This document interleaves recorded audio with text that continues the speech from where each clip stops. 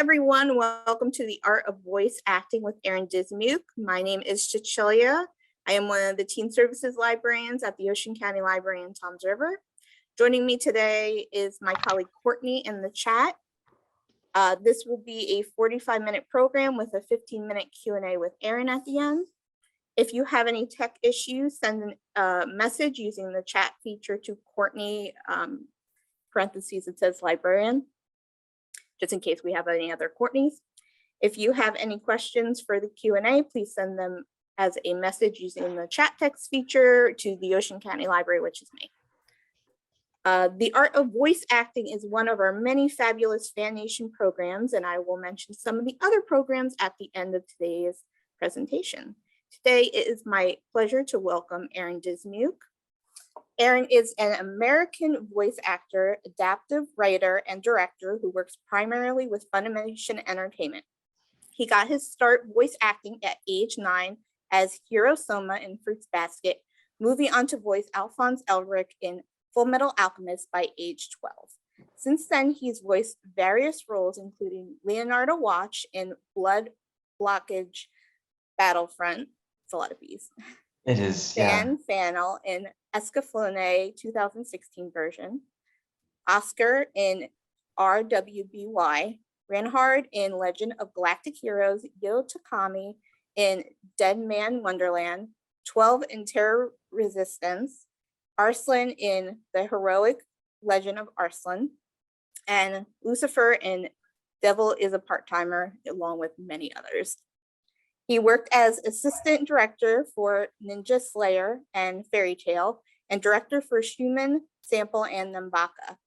He's part of the ADR writing teams that adapted scripts for Fairy Tail, Nambaka, Tokyo Ghoul, and Full Metal Panic: Invisible Victory. I'm sure there's plenty of other stuff that wasn't mentioned as well. You have a very long list of credits. I think I remember when I wrote that, because I'm hearing like the shows that like aren't there and the shows that like I've deprioritized since then. Yeah, you move stuff to the top and move other stuff to the bottom as it gets popular and not as popular. I should write a new bio sometime. Thank you for reading it for me. We are excited to have you for today. So this could be interview style. So I'll be asking you some questions, and when we get towards the end, we'll open up to everyone to send their own questions in for anything to do with voice acting, anime, manga, anything, pretty much. So you started voice acting at a very young age. Can you explain how you got into voice acting and what was the experience like being a voice actor as between the ages of 9 and 12? Yeah, that was the raw power of nepotism. In my cousin who got me into it all, in his defense, FanNation was a very young company. This was 20 years ago. I now get to say that I've been acting for decades, and I plan to lord that over all my peers. Like, as someone with decades of experience, I think I might know this better than you. Anyway, right. In his defense, it was a young company. Not many people were auditioning. And so the gist of it is that adult women almost always end up playing young boy characters. And he wanted to try it the other way, where like a young boy voices a young boy.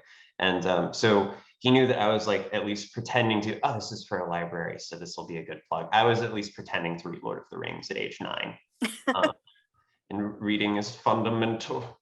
And he knew that I was a good reader, so I at least could sight read out loud without sounding stumbly, which is, if anyone wants to be an actor, that's really crucial, actually, because even if you're the kind of actor who plans to do theater and memorize all your lines, when you audition, you're still gonna have to do it the old-fashioned way, where you're holding the script and reading and trying to look like you're not reading, look and sound like you're not reading. So anyway, because of Lord of the Rings, he let me try to voice for the role of Akito Soma, young Akito Soma, in a flashback, and I just said like 2 or 3 lines, and I did okay at it. And then he gave me a slightly larger role in Hiro Soma, and he actually talked for like a couple hours multiple episodes. And then I was on the audition roster, and sort of my great talent was being a real boy, being the real boy. So if a director ever was, looking for sort of like an authentic childlike sound, and they were willing to put up with an actual kid, then I was the person that they could try. And I think that Alphonse Elric was a very unique opportunity for me, because any other young boy who talks that much, who's in that show that prominent, they wouldn't have used me for. But because he was a suit of armor that talks, he didn't have to match any sort of animation. His face is always the same, or almost always the same. Every now and then you see his face, but most of the time he's a suit of armor that doesn't move his mouth. And so I didn't have to match timing in the way that I normally do for dubs. So he was sort of a training wheels character. I'm going to tag something onto that, which is that nepotism is not the only way, or even the main way these days, for y'all to get into voice acting. If any of you are watching this because that's what you want to do, actors that are doing very well at Funimation right now, for example, like Justin Briner, Sarah Wiedenheft, they got in by taking acting classes, doing theater. And I think, I don't know if either of them ended up graduating college, but I know that they did theater in high school at least. And I know that they both have done like plays since then. They got onto Funimation's open audition list by looking up Audition Funimation, finding the email address, and then waiting a year and a half for Funimation to get back to them and say, hey, can you audition for this? And then they worked their way up by doing Walla sessions, just like background characters. And yeah, so there are a lot of opportunities. There's also, actors like Kellen Goff, who sort of like make a name for themselves on indie projects that they audition for online, and then they gradually get into more and more mainstream stuff. So yeah, there are a lot of ways to do it. Mine is just one terrible example. Unique. That's better. Yeah, unique. That's what I meant. Do you have any special rituals before you begin working on a character? For example, if you join a show mid-season or a new season, do you watch the entire series before working and jumping in on the role or accepting it? It depends on the show. I often will not. If I feel like the character is in the wheelhouse of stuff I've done before, then I typically just kind of want to be surprised. And then like I can just rely on like the authentic feeling that I get whenever a reveal comes. My character should sound surprised and in the moment. And if I'm surprised and in the moment, that's an easy way to do it. So that's what I do for the majority of shows. But there are some shows where I take a more theatrical approach, which, whenever you're doing theater, you are going to memorize the lines. And so there's 0% chance that you're going to be surprised by anything in that script. You've seen the script 1,000 times.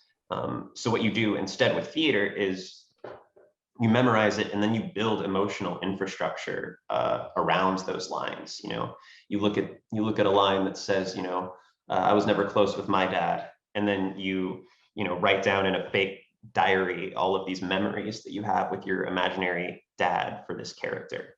And you sort of draw upon this deep well that you've prepared in advance whenever you jump into the character. And for me, with shows like Dr. Stone is the show that I've done this for the most, because Sinku, the main character of Dr. Stone, is so much smarter than me. And also he like just does some weird stuff. Like he like unhinges his jaws and he'll have a split tongue while he like, says like, come on, we're gonna do this evil thing. And he's like a mad scientist guy. And then he'll be doing a presentation about like his theories for some scientific phenomenon, and he'll transform into a US Army general as he explains one half of it. And then he'll turn into an alien. And then he'll turn into a personified piece like bacteria cell. And so if I just try to go in without any prep work for that kind of thing, I'm going to feel lost. And like, as a result, I will read the manga ahead of time. I'll watch the episodes ahead of time. I do as much preparation as I can for that character because I want to have a plan going in. because that's the only way I can sort of match his intelligence and charisma and all of these other things he is. Intensity. Yeah. Has social media affected your career? If so, has it been a positive experience? I'm trying to think. Has anything good ever come out of social media? Career. I don't think so. I think social media is pretty bad. It's been the only thing that occurs to me is that it makes certain people who are in related fields to mine, other companies that are near mine, theoretically more accessible. But I have crippling social anxiety, and so like the thought of I've only just recently come around to the thought of like slipping into a director's DMs, as it were, and be like, hello, I would love to work with you sometime. That the thought just terrifies me. I feel like they're like, oh, cool, let me put you on my big blacklist. How dare you interrupt my private, I don't know. That's not how it is. People are nice. People are much nicer than that, but that's what I worry about. And so it hasn't helped with that. So mostly social media is just where I learn about how terrible dubs are or whatever else. I don't know. I use Twitter mostly, and that's probably part of the problem, because I think what motivates people to type on Twitter is things that make them mad. That's what I found anyway. So maybe I just should be on a different site. Maybe TikTok is for happiness. I don't know. I'll have to check with the kids. The kids should know which social media is positive these days. They've got dance videos. That seems nice, but I don't think it would affect my career much. Anyway, there's my answer. It's a hit or miss, I think, career-wise. Do you have any tips or tricks for getting into the industry besides nepotism? Yeah. So I think there's two big paths. Whereabouts are most of your people? We are in New Jersey, so close to New York and the tri-state area. So geographically, there is a studio in New York. Gosh, what is it called? I think it's Media Blasters. If you look up what studio puts out the Pokemon, Yu-Gi-Oh, Beyblade dubs, I think that studio is in New York. Yes, I think you're right, because I think there's a couple of Yu-Gi-Oh based voice actors in New York, at least. Cool. So most of these studios, if you look them up and do your research, a lot of these studios have avenues for actors to get onto the audition list, or to at least get a voice reel heard. So that's sort of one ball that I suggest you start rolling. The other couple things to keep in mind are, now that the industry isn't this nascent thing, especially the dubbing industry used to be this nascent thing where it was sort of like anyone could get a shot at one point, and that time now the gates are crowded. Lots of people are trying to get in. Lots of really talented people are trying to get in. Lots of hardworking, talented people are trying to get in. And so, if you want to be considered by that studio, then you should try to do as much work as everyone else is who is trying to get in with the studio. And so that means doing theater, even if it's community theater that isn't paid, and you're also working a job, do theater after that. That's something I did for a year whenever I didn't have very many parts coming my way. Doing classes, there are all sorts of online classes with really good, smart people. And then the other big thing, I guess there's one other thing I'll throw in before I get to the big thing. The other thing for getting good is it really is all sight reading. So something I would suggest to test if you're like ready to audition for a studio is like open a book that you consider difficult, like Moby Dick or something like that, and then just read it. Read a page of it out loud. Open to the middle, read a page of it out loud. Maybe even record yourself doing so, and see how many times you stumble, or how many times you realize you inflected the wrong word, or you sound uncertain, or you sound like you're reading. And once you get that number to 0 or close to it, that's a pretty good sign. Then the other big thing I'll throw out there is if you're of a schooling age, college theater degrees are much more useful than a lot of other degrees. I have a history degree for no good reason. If it were a theater degree, it would be much easier for me to sell myself to agencies. And getting an agent is the easiest way to get onto studios' audition lists, because that agent has a relationship with any studios in your area if your agent is good at their job. And you can find which agents are good at their job pretty readily by seeing who is on their roster and how those people are doing. So that's the academic route. The best thing, or the simplest thing to do if you're young enough, is to be a theater major, use that to get an agency, to get with an agency, and then just audition for everything your agent sends you. And the other route is get a microphone. And this is probably the easiest thing to do, easiest starting point. Sorry, my dog's upset. I'm sorry, Lucy. I know I talk too much. Do y'all want to see my dog? Worries. Aww. What a cutie. Anyway, I'm a little ADD. What was I? Oh, right. Get a microphone. Any suggestions for brands? Yeah. So if you saved up a fair chunk of change, Neumann is sort of the industry professional standard. If you can get any mic that says Neumann on the side of it, that is something that no studio is going to be like, oh, well, we need you to come in person to record. They're going to be like, oh, awesome. That's, yes, perfect. Short of that, I can't, I'm not a big microphone expert, but I will say that you can't cheap out on it. I think that $200 is probably the least that a starting mic should cost if you're hoping to actually book and record work using it. And then you need to soundproof a closet. One of the easiest ways to do that is with like straight up like mattress foam from like a store, like I think like Walmart has that kind of thing. And you can just like lay out a bunch of mattress foam in your closet, clear it out. You can even leave some of the clothes that are hanging up. They can help dampen sound too. Look up some videos on it, because you don't actually just want soundproofing on everything. You actually want a little bit of, you don't want it to sound too boofy is the word. So you actually want a little bit of hard surface. It's a weird thing. And then Scarlett Focusrite puts out a really good little preamp that isn't too expensive. Preamp is the thing that your mic plugs into, and then it will plug into your computer. And then you want a very quiet laptop. And then you've got your first little recording studio. You also need like a mic stand of some sort. And then you've got your little recording studio.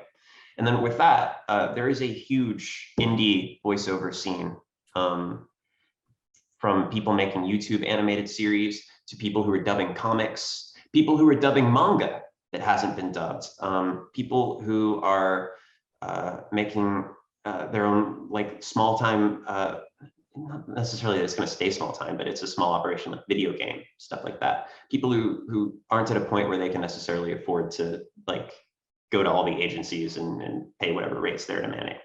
But that can be a great way to flesh out a resume, especially if you are trying to look attractive to agents and you are older than college aged, and you don't, or you just don't want to go to college. Like college is crazy expensive and there's plenty of reasons not to go. So yeah, that's what I think is the most geographically open route to take these days. But I would always pair that route with taking classes or doing community theater. Probably both, because you want to be as good as the competition, and the competition is working to improve all the time. And those are some great tips.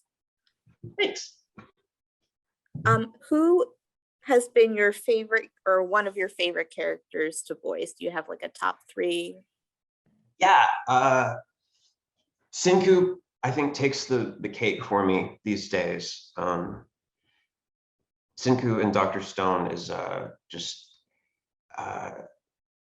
there's a couple of things. He really feels like he's like the most challenging character I've ever voiced because he has so much range and he's so intelligent and he's just so cool. Like he's a lot of the things that I want to be.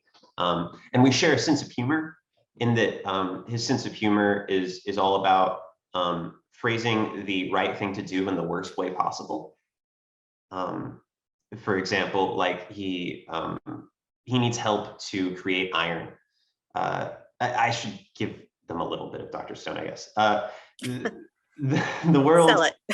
yeah, our modern world gets washed by this green wave of light, and it turns everyone that it passes into stone. 3,000 years later, this boy, Senku, with crazy hair that's up there, because it's got to fit his big brain, I think. That's not true.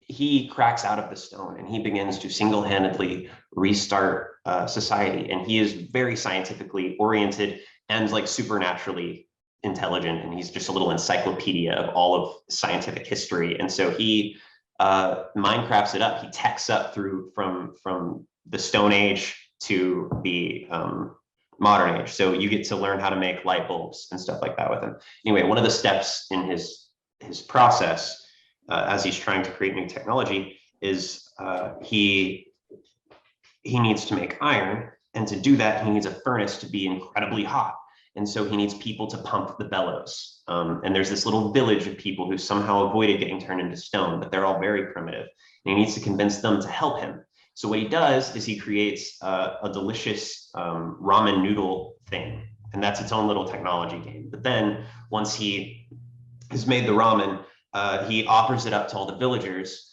and people are like, this is really nice. What a nice gesture to become friends with the village. And he's like, oh no, this isn't some gesture.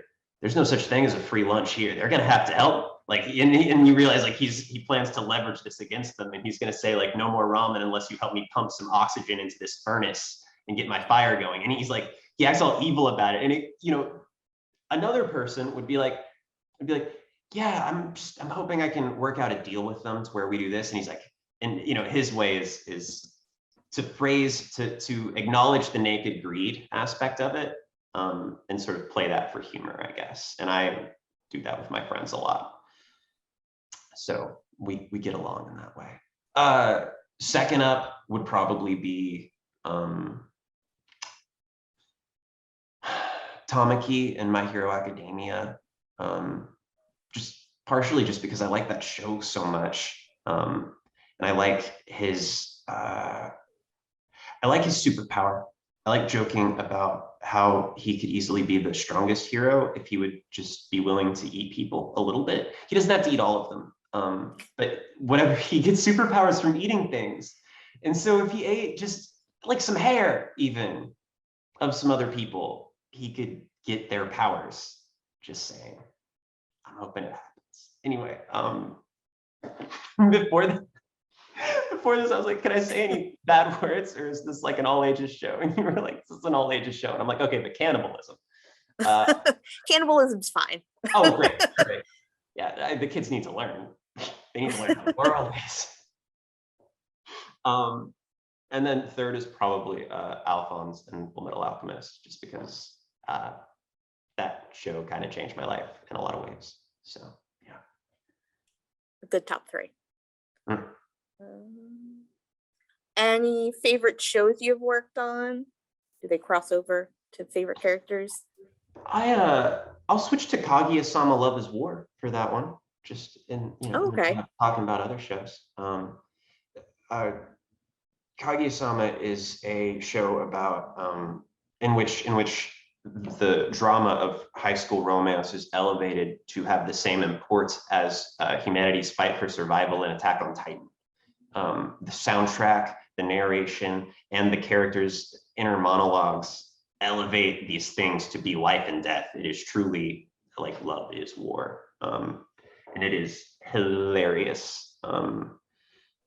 That was one of our anime club's favorite. Nice. Here. Well, we came out with the dub for it like, gosh, maybe like a year ago, We just now dubbed it, and it's been out for ages. So yeah, check it out. The English version is out now, and it's very. It has some differences, but I think that will make it more enjoyable for a rewatch. That's fingers crossed anyway. Yeah. Awesome. Let me go. You know what was it like transitioning from a voice actor into a script writer for FanNation? It's a good one. It's weird because it was sort of the trajectory was like I was a voice actor, and then I was a voice actor going through puberty, and so I wasn't cast very much at all, because if I had to do a battle cry, I was like, oh!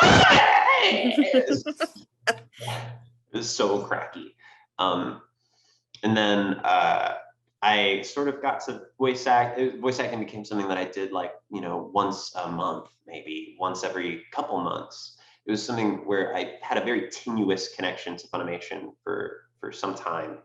And then I had a good year where I ended up voicing like 3 lead roles. It was like Legend of Arslan, Blood Blockade Battlefront, and something else.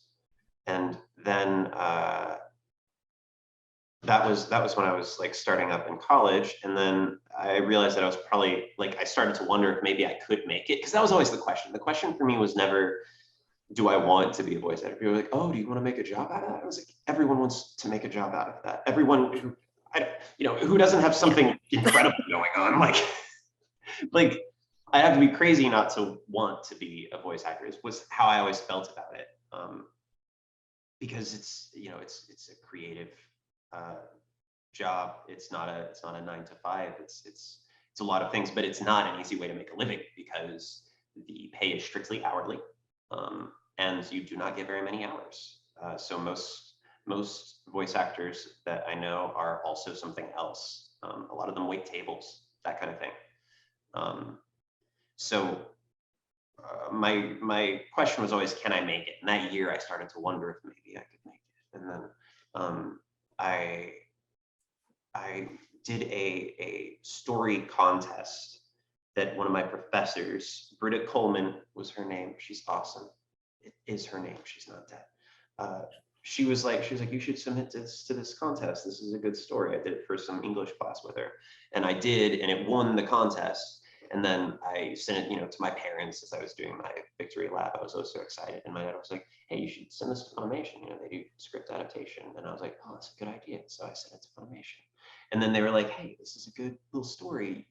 Here, do this audition script." And then I did the audition script, and then I got to start doing that. And then that did a couple things for me. One, it made my timing as a voice actor much better. And I should mention, like, when I'm adapting scripts, I am talking out loud, acting out every performance as best I can the entire time. So, if I'm here, yeah, this is fine. So I'll be like, I click play on the video, and then I try to match the timing as the character's mouth moves. I'm like, brother, I just got you back.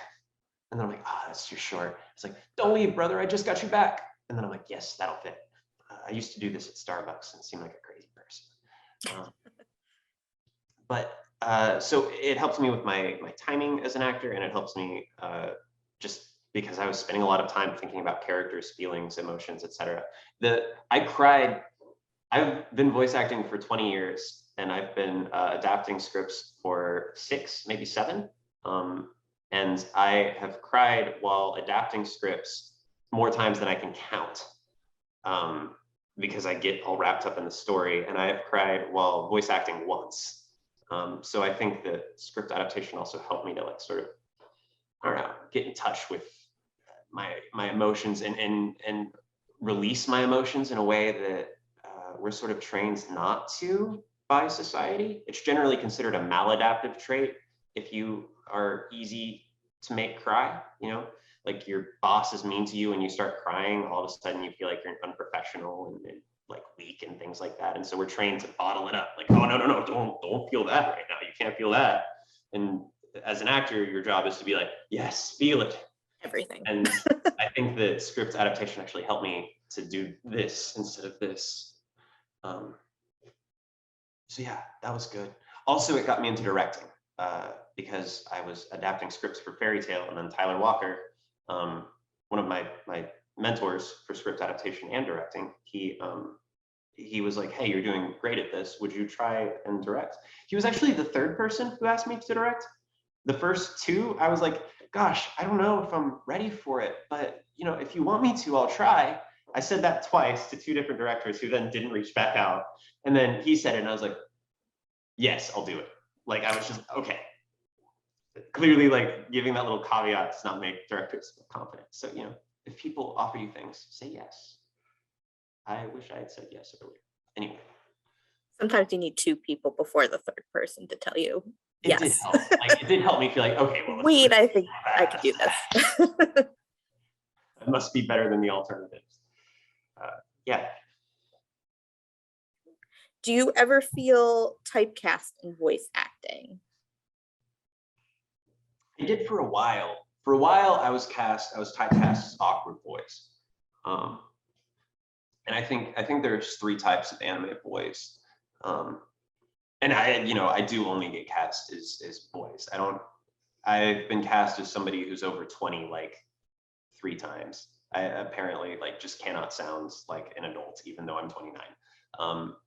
So there's awkward boys, there's quirky boys, and there's clever boys. And for a long time, I was stuck in the awkward boys category. So like Lucifer and Devil's a Part-Timer, or Urushihara. You know, he's not Satan. Honest. When I got cast in that role, a bunch of people reached out to me on Facebook on my wall and posted like, "I loved you as Lucifer." And then my grandma called me and she's like, "Aaron, did you play the devil in one of your cartoons? What's this about him working part-time?" And I was like, it's no, I'm not. It's not. It's just the name, basically. Yeah, don't worry about it, Grandma. Anyway, what was I on about? What were you talking about? Typecasting. Oh, right. There's that. Awkward boys. Yeah, I think Alphonse kind of qualifies as a bit of an awkward boy. Chica in Oron Host Club, and then I got to do and Leonardo Watch from Blood Blockade Battlefront. I think even Arslan in Legend of Arslan is a bit of an awkward boy. And then I got to, but more recently I've gotten to play some clever boys like Moriarty and Moriarty the Patriot. He's a very clever boy. Aichi and On Stars. There's something else that came to mind for the clever boys. Oh, Sinku, super clever boy. That's been really flattering, actually. Reinhard and Legend of the Galactic Heroes. It's very flattering anytime you get cast as a clever boy, because it's like, oh, you think I can pretend to be clever? I think I'm smart. Yeah. And so yeah, I've had fun with that. And then quirky boys basically is like, you're like the person who's sort of like, the main characters are always like a foil to you, and you're like just screwing with them. You just screw with everyone around you, and so they're delightful to play. And I've gotten to do a fair mix of those lately. So I don't feel typecast anymore. No, I do think most people start out typecast, and then you get to spread your wings after, I don't know, a couple decades in the industry. Yeah, especially if you start at a young age, you're going to get all the younger kids. Right. And I was a very awkward boy, and so I think that contributed to the typecast. And they're like, well, there's one role I know he can play, the one he plays in real life. Do you have any favorite moments of meeting fans? Anything that comes to mind? Yeah.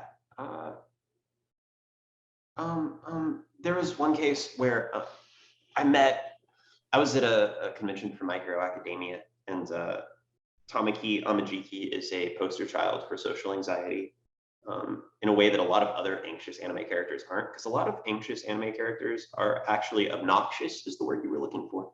Like, they're like, oh, I'm so nervous. Oh gosh, I'm just so nervous. And they knock shit over, and it's like, well, you should be nervous. You are annoying. But Tamaki is what actual people with social anxiety I've met are like, and in that he is very like He's in here. He's not trying to get in anybody's way. He isn't trying to draw attention to himself. He speaks sort of low. And if you want to hear him, cool. And if you don't, that's also very cool. No worries. And that's what resonates with me when I think of anxiety in that regard. And so first of all, like anytime I meet a fan and they're like, Tommy, he's my favorite character. He's my spirit animal. I'm like, I see you. You know, I've had the shakes whenever I have to speak in front of the whole classroom before. I've lost my breath in that situation, and I, you know, it's tough. It's like it becomes this thing where like you're afraid of fear itself, to quote some president. Was that JFK? I should know this. Okay.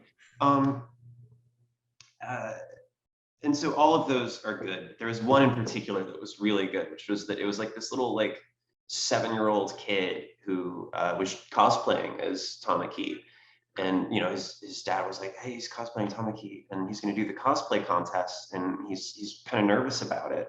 And I was like, well, that's perfect. Use and it. So I just told him, use it. I was like, you can't lose. Like, just be nervous. Show that you're nervous and you're gonna look like the epitome of the character. I hope I didn't say epitome to a 7-year-old. I don't know, maybe it's good to say big words to kids and help them, you know, learn. He probably knew. He was like, okay, yeah. And then they came back the next day and he had won 3rd place. Amazing. Yeah. Like fits in with the big 3 thing too. It was just like very like cookie cutter perfect. I was very pleased. The other one, the other favorite interaction I've had is there's a Sinku cosplayer who I've met twice now.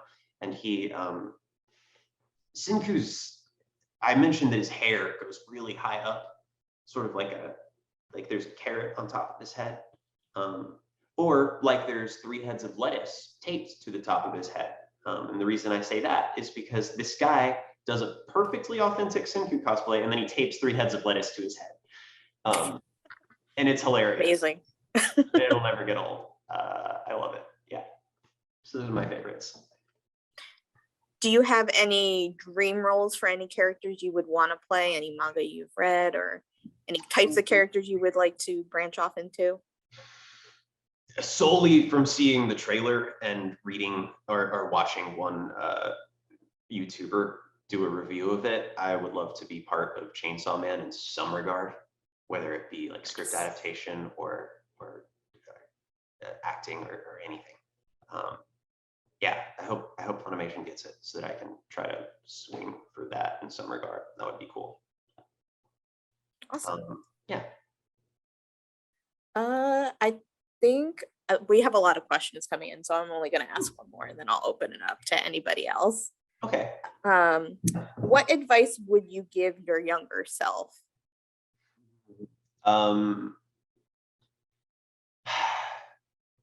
Gosh, it's like hindsight's 2020, and so like, you know, part of me wants to say follow your dreams, you can do it, believe in yourself, but you know, what if that would make me overconfident all of a sudden, and then I act too cocky because I'm like, oh well, future me said I can do it for sure.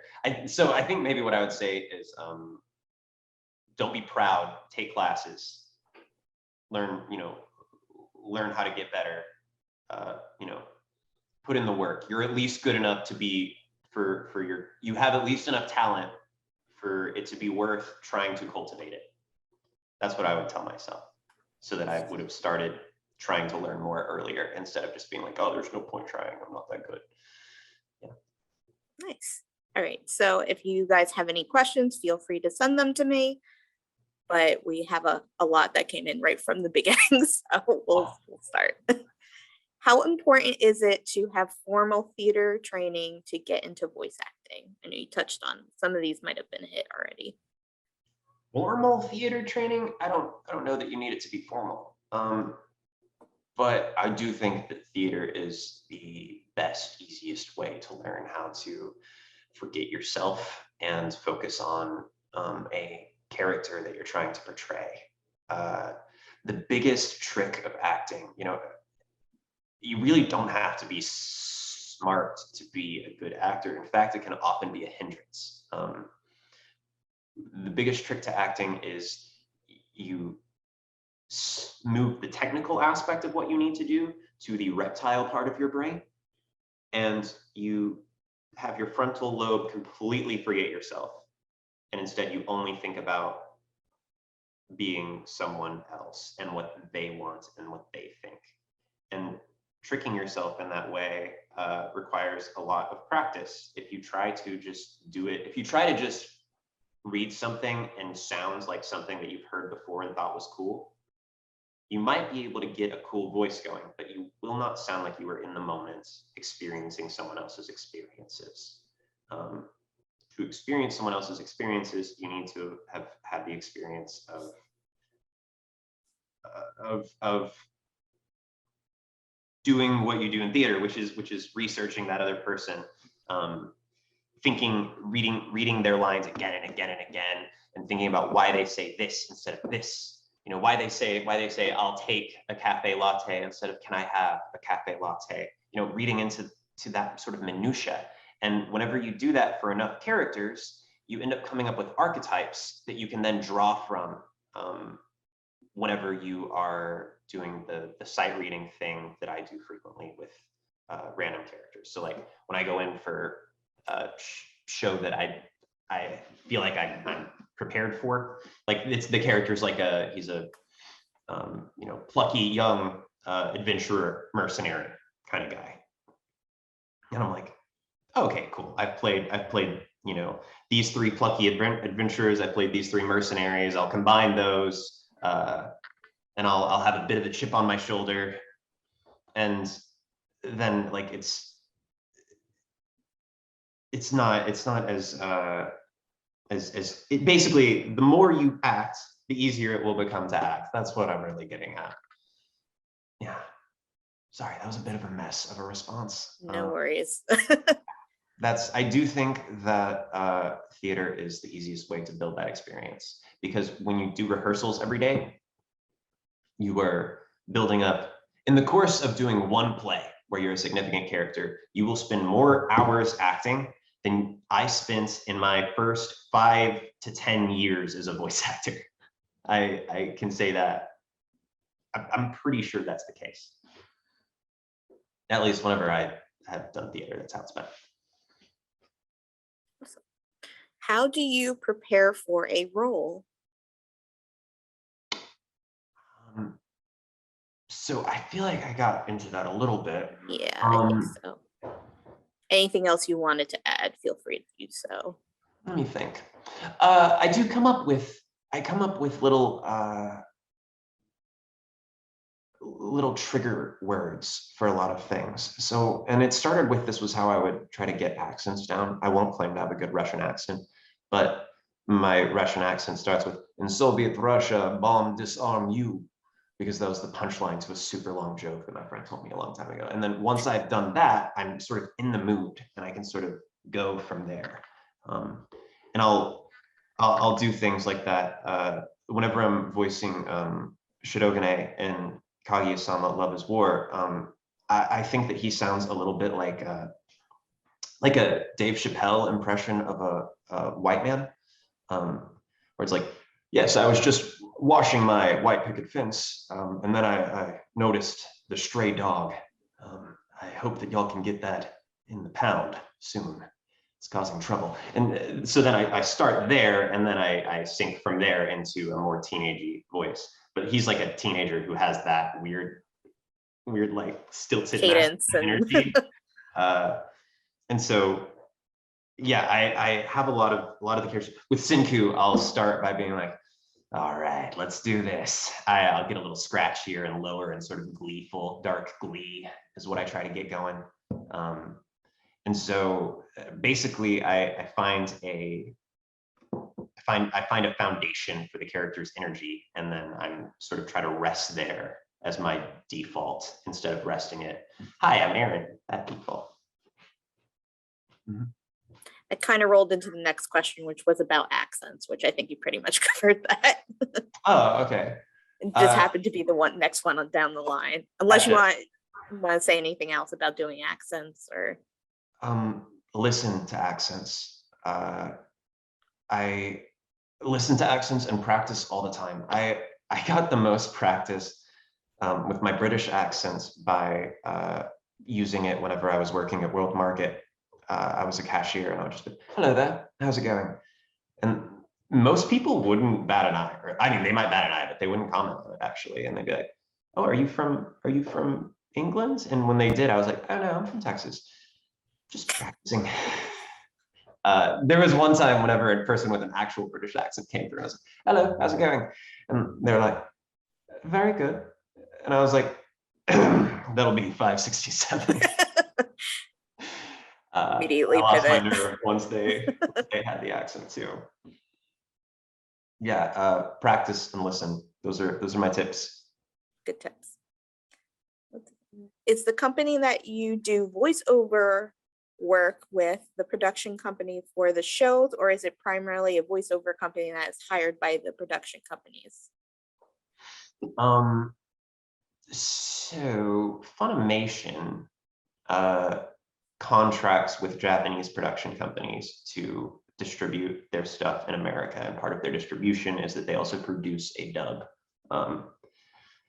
Funimation subcontracts with several other smaller, studios, Sound Cadence, Kocha Sounds, Okratron, Studio Nano, and those studios will take the overflow that Funimation isn't prepared to dub in-house. And so those studios are really, especially in the age of COVID, they've been building up and doing a lot more work. And as Funimation sort of consolidates a totally not a monopoly, I've become increasingly glad that we have these other studios to sort of retain a diverse field and prevent it from getting, I don't know, stagnant. Because all these extra studios mean that each studio has its own little roster and its own method of seeking out new talent. So yeah, that's what the sort of landscape looks like in Dallas, Texas. But there are also a number of studios in LA.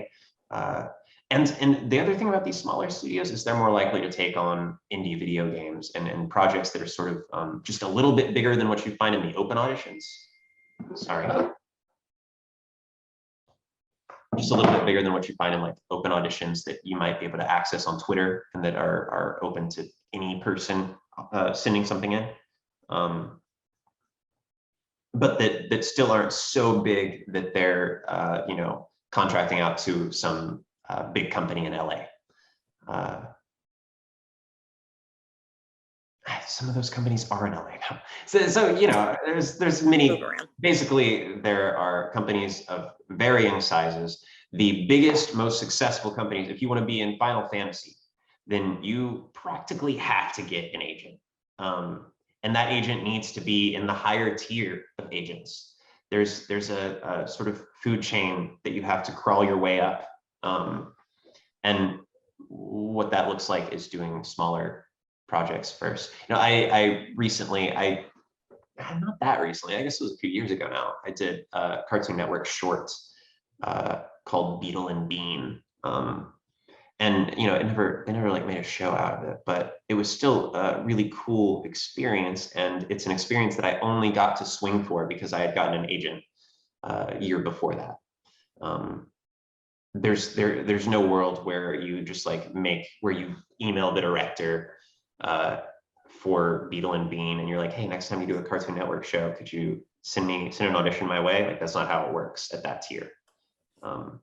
But that is how it works at the tier where it's like, I don't know, I'd be really curious about how, say, like the narrator for Darkest Dungeon, like how that guy ended up finding the role. I've heard, I know of a lot of games. I think that Five Nights at Freddy is maybe Kellen Goff's one of his first games. And he's Overhaul and My Hero Academia now. And he's in all sorts, he's Fiddlesticks in League of Legends. But I think he started with like one of the smaller indie studios. I hope that actually addressed the question. Yeah, I think that covered. I think you hit all of it. This one's kind of a fun one. Are there any foods and or beverages that you should consume or not consume before doing a voiceover session? Water, lukewarm. Should. Everything else should not. Don't even look at it. Don't touch it. Don't even drink the night before. You smoke cigarettes, stop it. Stop it. You think to yourself, oh, it'll give my voice a cool texture. Shut up, stop. What it'll do is it'll make you far less capable of doing convincing battle cries.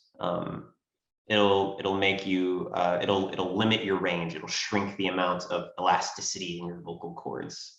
Don't smoke, just dumb kids. Nice PSA. How important is it to do character study work before doing a voiceover? You kind of touched on it a little. I think it's important. I think it's important because it's how you build. It's how you build your internal archetypes for character types that you can do.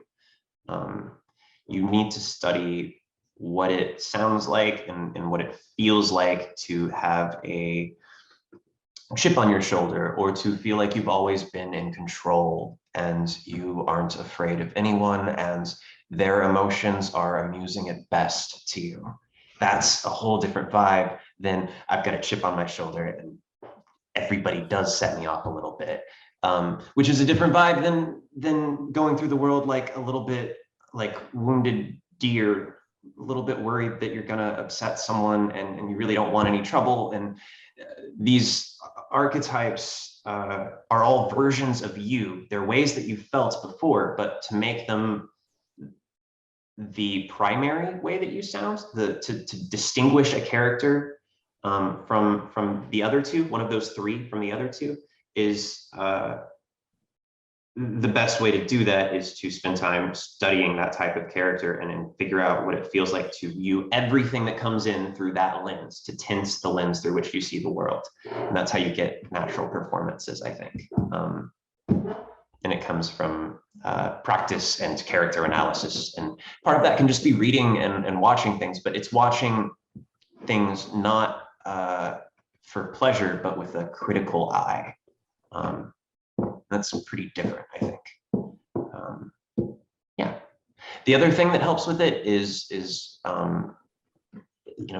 getting really good at sight reading was really crucial for me, because the more of your brain that is focused on trying to get the word out, it's like, shit, that's a big word. How do I say that? The more of your brain that's looking at that, that's the less of your brain is thinking about the character in any regard. And that will murder a performance. You can be the best actor ever, but if you're looking at text you've never seen before and you're not able to sight read it convincingly, you will fall flat. So I think that's probably the most important thing with voice acting, for anime at least. It can be different if you're voice acting from the comfort of your own home, because you can take the time to memorize. Yeah.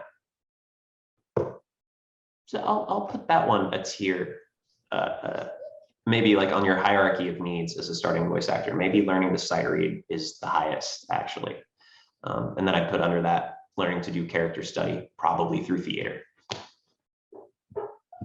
Definitely check out books at the library and do that. Yes. Yes, and read on acting, read some Meisner. Nice.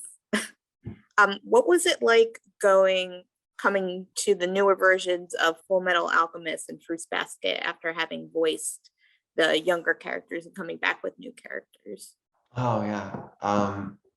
So for FMA, it was kind of surreal and strange. I came back as a young Hohenheim, or Slave 23 in Brotherhood.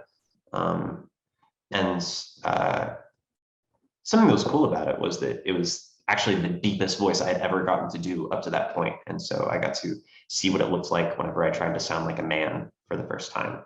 Because that character, young Hohenheim, he's not that young, and he's not that old either, but he might be 20 something, and I was like 17 when I recorded it. He at least looks 20 something. I mean, he's a little more muscular than a lot of the anime characters I get cast as. So that was cool. And then the Fruits Basket one, I'll say I actually liked that the most.